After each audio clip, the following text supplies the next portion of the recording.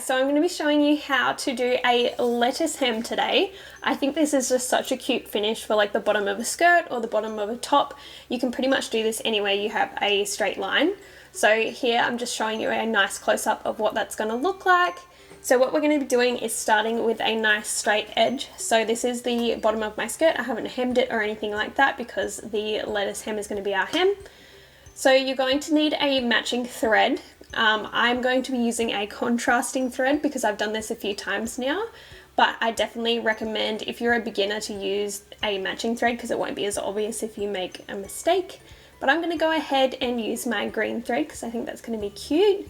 We're going to use a scrap bit of fabric that's the same as your project just to practice on. So I've threaded up my machine, my tension's on like 3 or 3.5. My stitch width is going to be on 4, which is going to give me a nice thick line, and then we're going to move our stitch length is going to be on 1, which is going to give us that nice close together zigzag. So now that I've threaded up my machine, we're going to use a zigzag stitch. Make sure your settings are on zigzag. I'm going to hold it behind and in front, and I'm going to stretch the fabric as I sew. So that's what's going to give us that nice little lettuce hem. So I am really stretching the fabric here.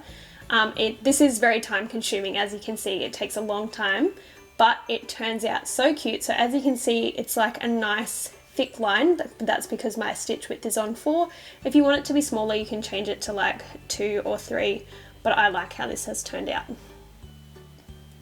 So moving along to my actual project, so now we're going to start on my skirt.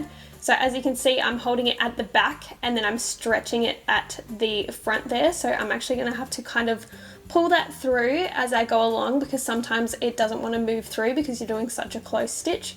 So I'm kind of pulling it from the back, but I'm also stretching it at the front. And that's how it turned out. Hopefully that was helpful for you guys and you enjoyed the video.